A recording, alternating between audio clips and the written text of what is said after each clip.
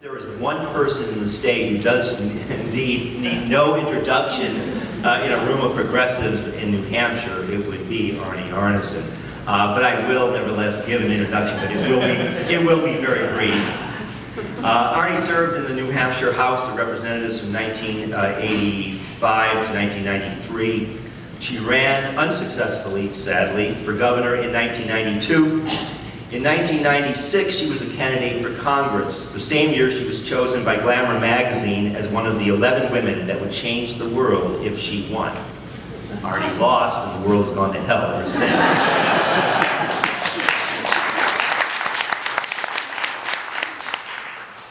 In recent years, Arnie has been an award-winning radio talk show host. She currently hosts a daily 2-hour program called The Attitude on WNHN. I never, the call letters are always a mystery to me. 94.7 out of Concord from 11 to 1 Monday through Fridays.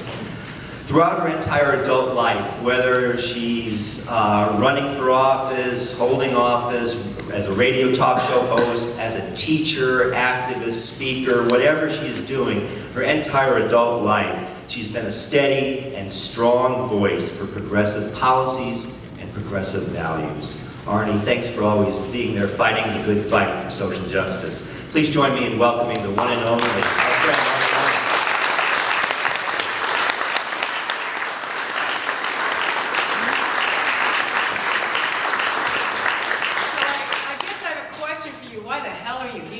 I mean, I'm looking outside, it's the most beautiful day. I want to garden, I want to plant, I want to mow, I want to make things beautiful.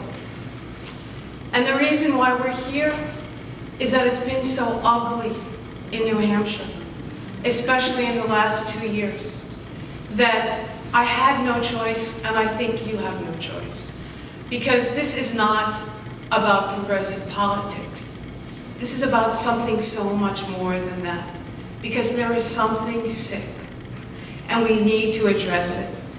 I was looking at a religious blog, believe it or not, last night, and there was a rap group called De La Soul, and they have a wonderful statement that says, "Neighborhoods become hoods when people ain't neighbors."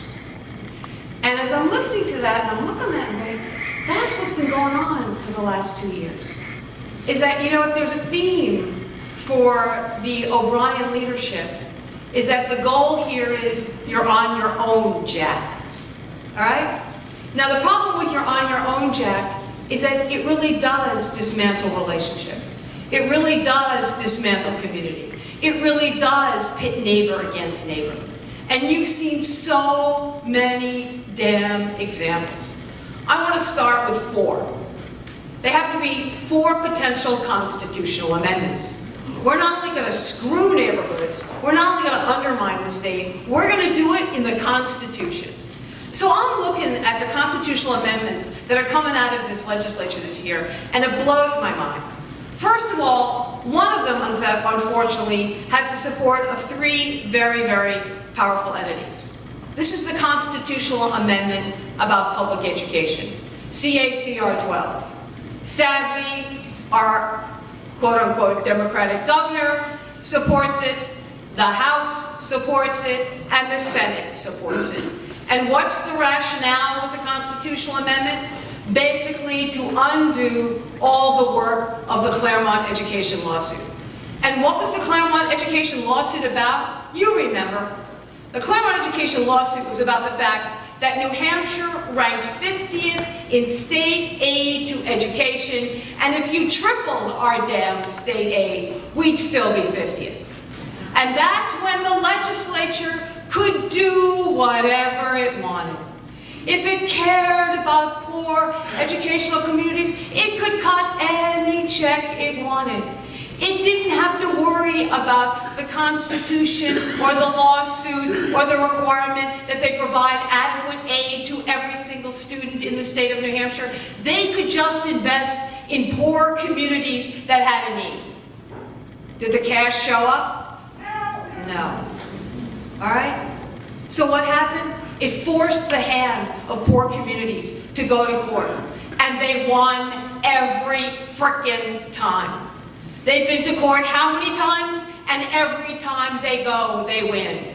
What does that mean? That means the state had to belly up to the bar and cut a damn check. Because it meant that education could not be an accident of geography. It had to be something that we all cared about. But that meant that the state had to find revenue. God forbid. So now with the support of the governor and the support of the House, what do they want to do? They want to take the court out, and they want you to trust them to do the right thing. Now, let me just talk about trust and doing the right thing, because I want to give you an example of education and trusting the state. We have the perfect example this year, and this isn't a constitutional amendment, it's just called a cut. What did we do to the public university system in the state of New Hampshire this year? We cut our public universities by more than any state has ever cut its public universities in history. Nearly 50%. So guess what? Today, New Hampshire's aid to higher education is not only 50th, but if you tripled our aid to higher education, we'd still be 50th. Oh my God, it's like bookends. But here's the kicker. What do we know about student debt in America?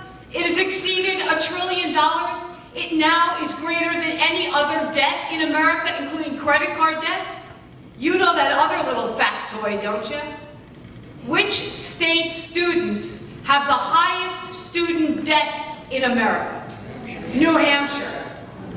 So when they want to pass that damn constitutional amendment to undo the Claremont lawsuit, you have a moral obligation to tell them, well, guess what? What you just saw that we did to higher education is what we're going back to for public education. We've got the proof. And look what the proof is. It's not only being 50th, it's taxing our future. What do you think debt is on a young person? What does debt mean? It means they live at home. What does debt mean? It means they can't start a family. What does debt mean? They can't buy your house that's been sitting on the real estate market for months and months and months. What did I just read this morning? Here's the good news, ladies and gentlemen. We're selling a few more houses this quarter. Here's the bad news. For less money than we sold it a year ago. Why? The good news is people are desperate to sell. They've got to. Their house is now a shackle around their necks, and they're willing to sell at any price. And the problem is that when you hear about what's happening to the real estate market, let's go back to that constitutional amendment. Because what that constitutional amendment does is shaft property taxpayers. Oh my God, how to undermine community. Let me remind you, I was the mother of 2 little children, and I never earned a lot of money. Our property taxes were about 20% of my family's income. Can you believe it? Where did I live? Mel Thompson's town, Orford, New Hampshire. No services, high taxes, and we had an entire school district for a community of 1,000 people. Wasn't cheap. I would pay the bill because it was about my kids' future. But every year, my next door neighbor would vote against education funding at the school meetings. And I remember saying to her, why are you doing this? Don't you care about Melissa and Kirsten? And she'd say, Arnie, don't you get it? You're asking me to make Sophie's choice. How do I educate your kids and heat my house?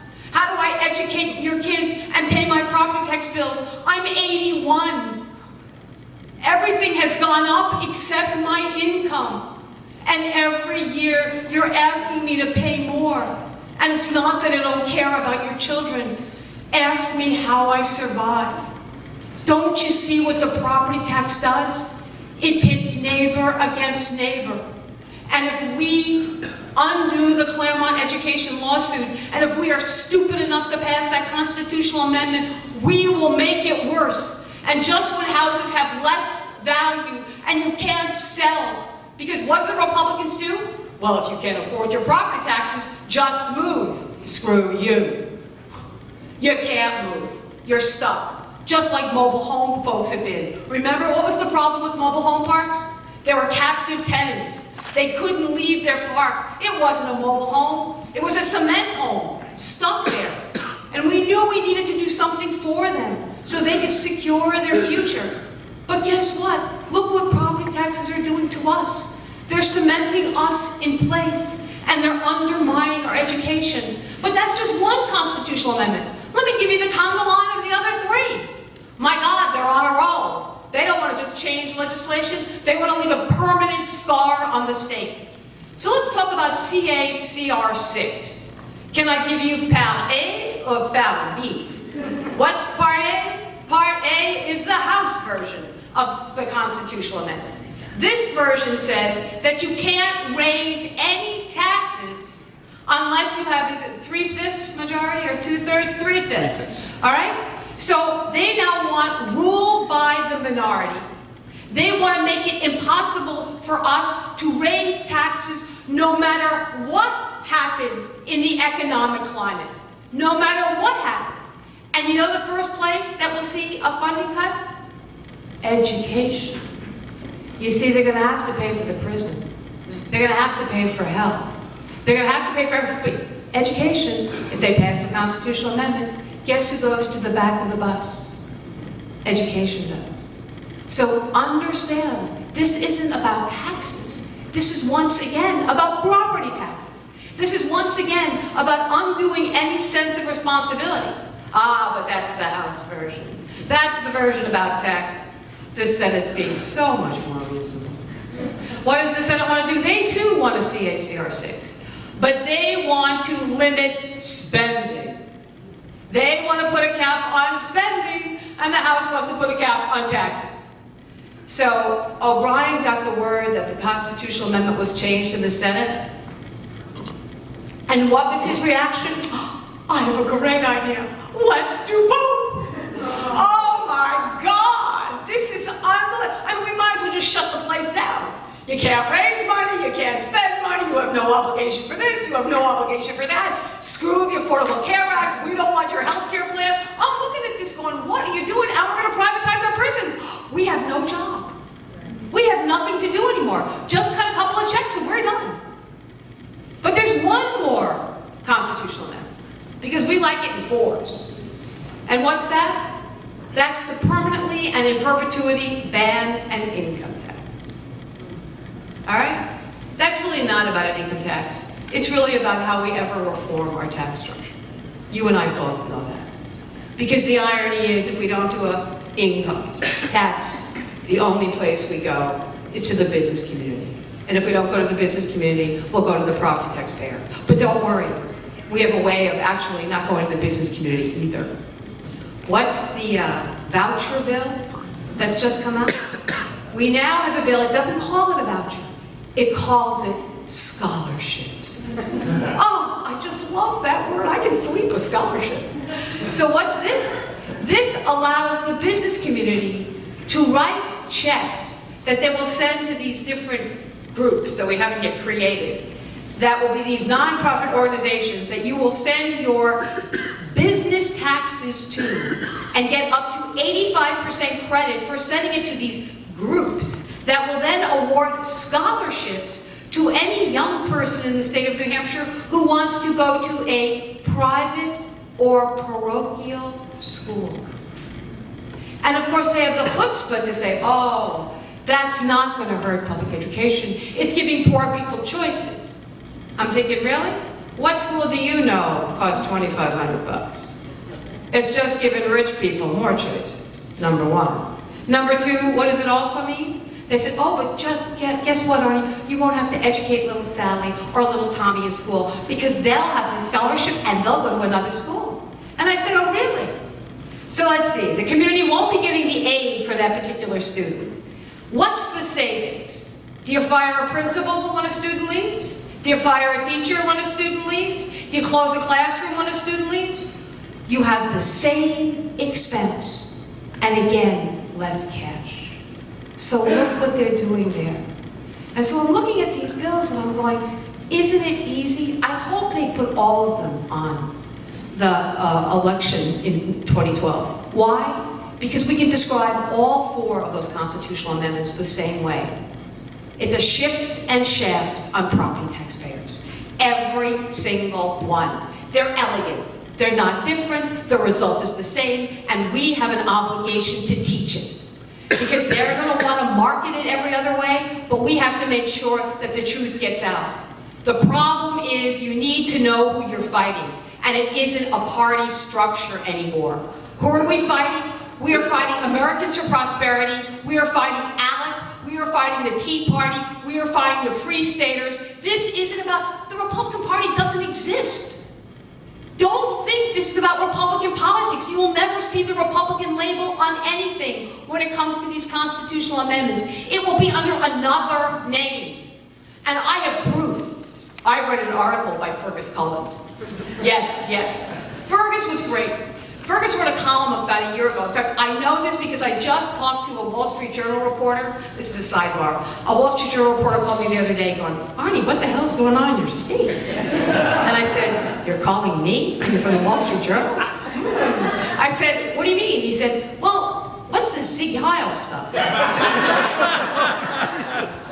And I said, out of the mouths of folks with no filter, sometimes comes the truth.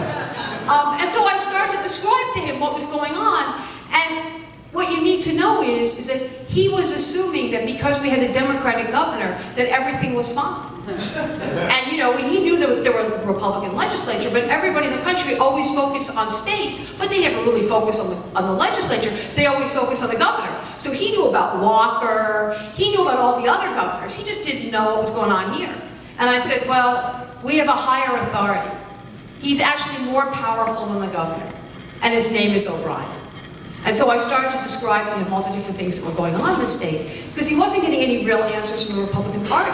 And so what I said to him is, well, the Republican Party isn't the controlling interest anymore. And he said, what do you mean? So I sent him this article from Fergus Cullen from last year. And what Fergus said was, the biggest political event of 2011 was not held by the Republican Party. It was held by Americans for Prosperity. And it was that big event where they made Ovid LaMontagne the Citizen of the Year, and all the Republican candidates for president came. And the reason why AFP wanted to do it is they could do it for really dirt cheap, because they didn't need to raise money, because they have Koch brother money. So they can actually provide these events at very low cost, okay, which the Republican Party can't do because they need the cash. These guys see it as an investment. The Republican Party sees it as a fundraiser. Very different thing. So what happened was, what he did was, Fergus interviewed the director of Americans for Prosperity in New Hampshire. And you know what he said? He said, we're actually much more useful than the Republican Party. And the reason why we're much more useful than the Republican Party is that people can donate to us unlimitedly and anonymously. So if they want to do damage, they can do as much damage as they want. And we can target their damage. Because unlike Republicans, we can pick and choose what we want. And we can weigh in on policy, and we can weigh in on primaries, and we can do incredible damage. Frankly, to a large extent, we've replaced the Republican Party. Understand. We keep fighting the old fight, thinking it's Republicans. We keep looking at, oh, how much money has so-and-so given to so-and-so? And it's the money you can't see, and the organizations you don't understand that are doing the incredible damage. So now, let me remind you about ALEC, which we all know about, Americans for Prosperity, and then let me bring it back home again to what's going on in the state of New Hampshire. So New Hampshire's decided that it wants to do something else. It's in love with the concept of privatization. We think if it's private, it must be better. So what's our new plan? We want to privatize all the prisons in the state of New Hampshire. Now, there's a couple of things you need to know. Not one state in the nation has ever privatized all its prisons. I mean, if we're going to jump in, we might as well jump in with both feet, right? And so it turns out that the maximum amount of prisoners that are privatized in any state, I think, is about 40%. So 100% is a huge number. Well, you have to start asking yourself, why would anybody want to send any criminal into a private prison system? What are private prisons in the business of doing? Making money. Making money.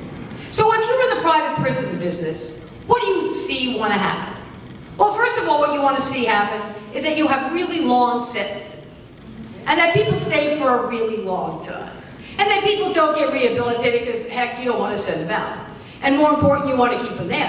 And what do private prisons want to do? They really don't want to pay their staff very well because they got to make a profit. And they don't really want to pay benefits very much because they really want to make a profit. Oh, and guess what else they want to do? They want to compete with business because they have cheap labor. It's almost on the verge of slave labor. So what we see happening in this country is that private prisons are exploding. And I did something really interesting. I found an article about a guy who went on a private prison tour. He was a business investor, and he decided that he wanted to see what this was all about. And on the private prison tour, let me see if I can find this right now, what he found out was that they were selling it to him as why this is the best investment for your portfolio. And here was one of the arguments. Only 10% of all the prisoners in the United States are in the private prison system. We have 90% to go. Growth market. And then what else did he say? And he started talking about all the companies that they could compete with because they only have to pay these guys $1.50 an hour. And they get to keep $1 of it because they have to pay back part of their expenses. Think of the competition. You won't have to send your products to China and India anymore. We can make them cheaper. I mean, he was going on and on and on. And this guy is looking at him going, why do I want to take a shower? I mean, it was unbelievable. And so what's New Hampshire's answer? It wants to privatize every prison. I mean, think about it. And what's worse is, let me tell you a story about the North Country. There was a Republican mayor in Berlin. And the Republican mayor in Berlin saw all his mills disappearing, right? And he suddenly realized, what am I going to do? I have no economic future. Tourism hasn't reached there. There's no road to get there from here. We're not going to see industry come back. What must we do so the North Country survives? He begged for prisons. He begged for the federal prison. He begged for the state prison.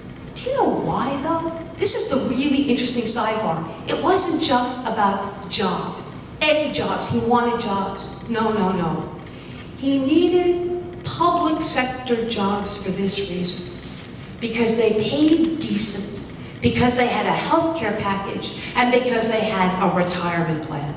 And the reason he needed those things was because he couldn't keep his hospitals open with unemployed people, underinsured people, and uninsured people. But if he had a handful of folks who had access to health care and insurance, he could keep his hospitals open for everybody else. Everybody else in the community needed that prison worker because it meant that their doctor wouldn't leave. He saw the connection of that public investment to the private survival.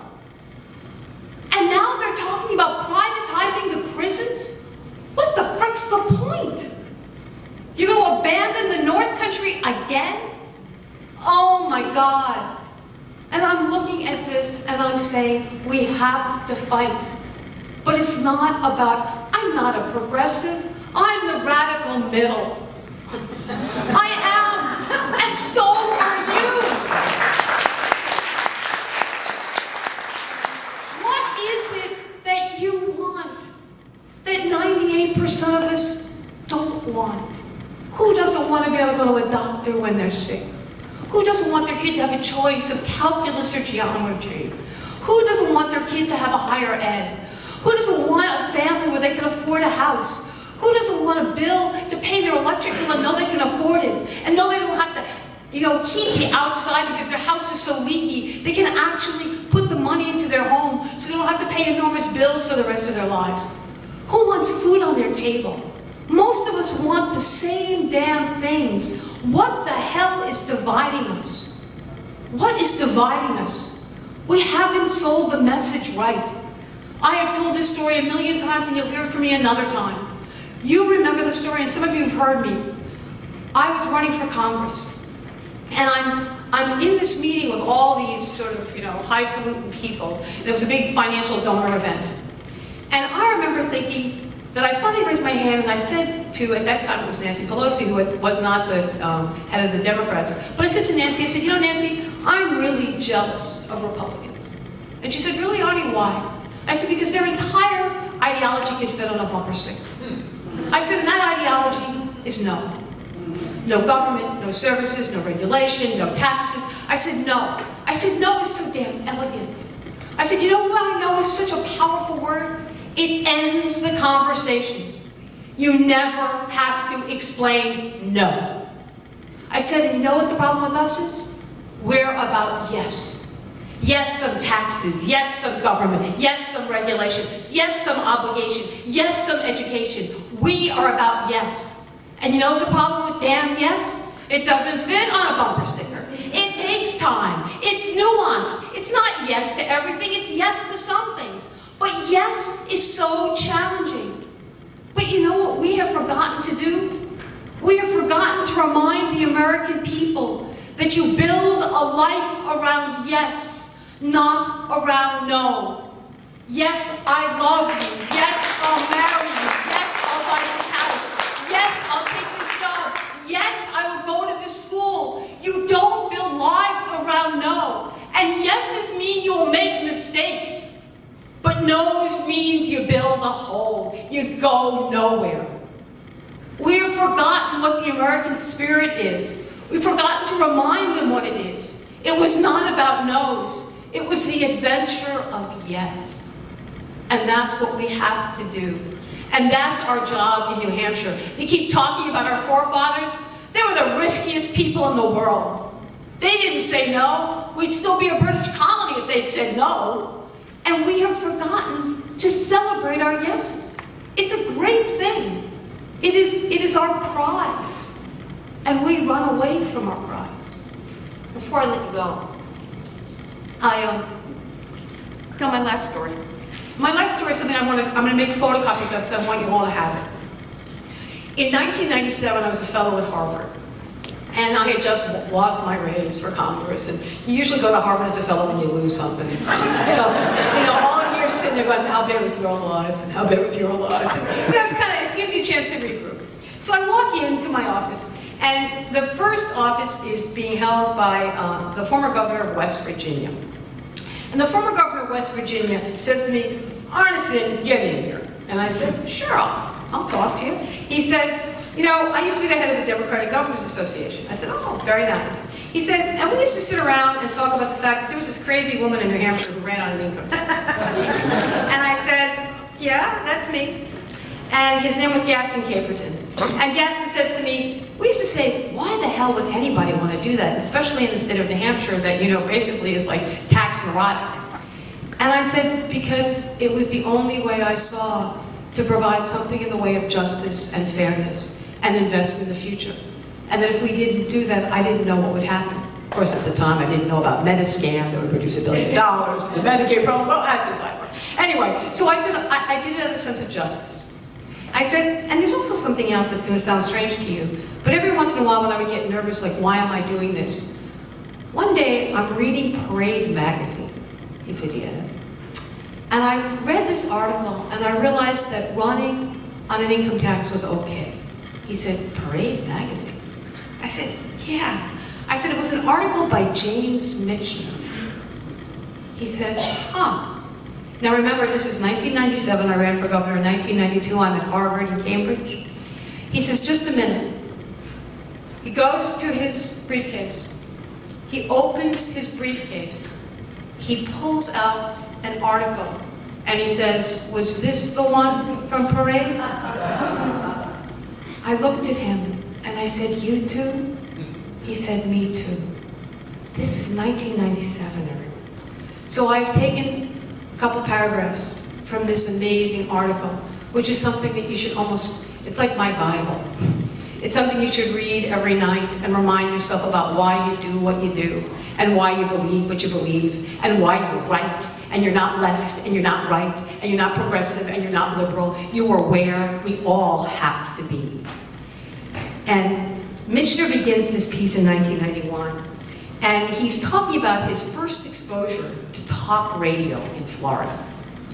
And he said that he found himself frighteningly drawn every night to tuning in to this particularly hate-filled radio talk show host. The program became a must for me because in it, he abused, vilified, and scorned every noble cause to which I had devoted my entire life. It seemed to me that he was against any law that sought to improve the lot of the poor, the condition of our nation as a whole, any movement that tried to lessen police brutality, any bill that struggled to maintain a fair balance between contending forces in our society, and moved to improve education, public health, or strengthen the supervision of agencies running wild. These diatribes caused me to stop and take a hard look at myself.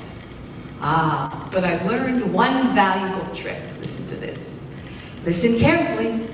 Identify exactly what he's saying. Then adopt a position 180 degrees in the opposite direction, as far from him as you can get, and you'll be on the right track. And then he goes on to say something even more compelling. He says, a charge that can be lodged against me is that I am a knee-jerk liberal, for I confess to that sin. When I find that a widow has been left penniless and alone with 3 children, my knee jerks. When I learn that funds for a library have been diminished almost to the vanishing point, my knee jerks. When I find that a playground for children is being closed while a bowling alley for grown men is open, my knee jerks. When men of ill intent cut back on teachers' salaries and lunches for children, my knees jerk.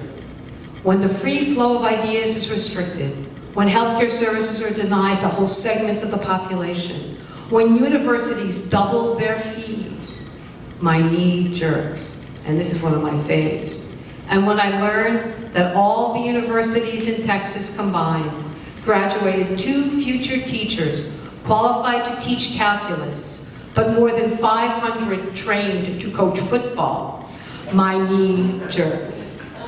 I hope to grow so old, and I hope never to grow so old and indifferent that I can listen to wrong and immoral choices being made without my knee flashing a warning. Now remember I told you I'd read this when I was running for office on an income tax? Listen what Michener says in his parade piece. Why does it jerk?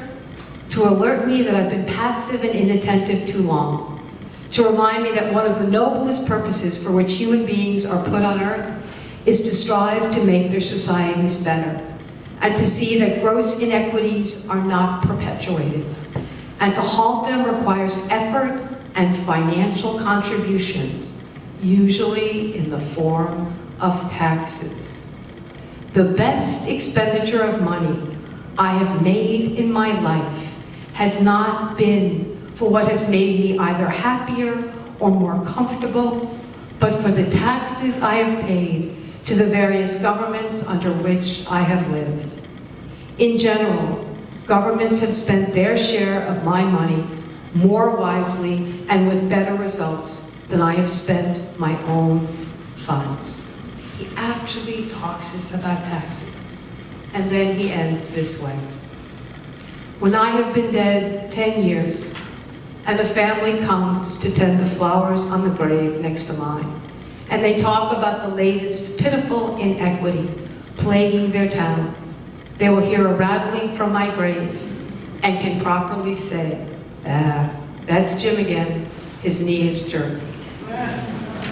It is beautiful. It is beautiful. Our knees are jerking. The inequity is appalling. The requirement is grave. The time is now. It is not about a label. It is about your neighbor. It is not about a label. It is about your future. I grew up in a Jewish Italian neighborhood, and the Jews have a wonderful saying, you make your heaven here. That's our charge, to make our heaven here. And I think we can do it. We are one of the richest states in the nation. We have the highest median income in the country. We have so few problems compared to everyone else. And here's the point. If New Hampshire undoes the possible and doesn't provide for a future, how does a nation fix itself? We have no excuse. We must lead. Thank you very much.